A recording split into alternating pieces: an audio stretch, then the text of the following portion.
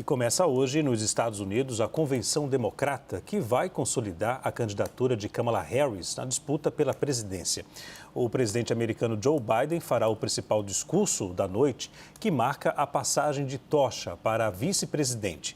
Vamos direto a Chicago, onde o repórter Marcelo Medeiros traz os detalhes ao vivo, direto do local do evento. Marcelo, o que podemos esperar da fala de Joe Biden? Muito boa noite.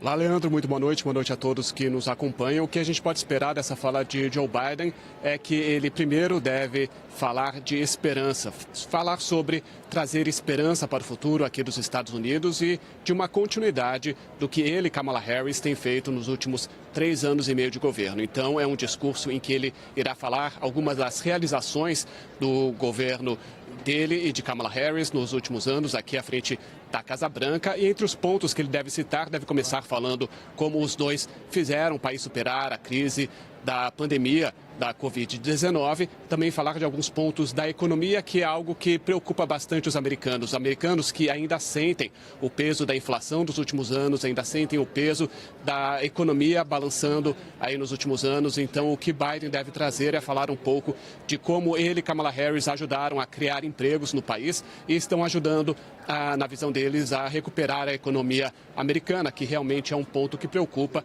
aí, como eu citei, os eleitores. Ele também deve falar sobre, no que eles dizem, da maneira como eles falam, que uma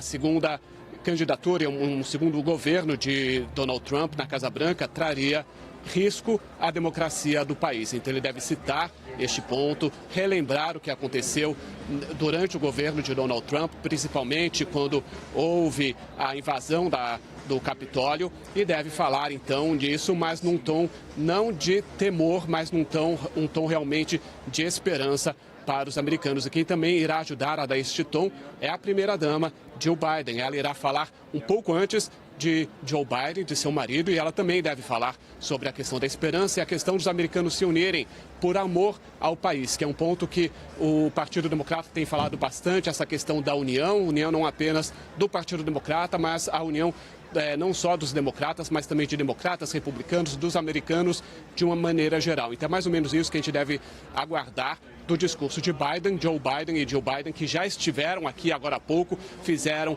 um percurso aqui dentro do centro de convenções, junto com a segurança, o serviço secreto, e eles irão voltar então aí para o último discurso desta noite, Leandro.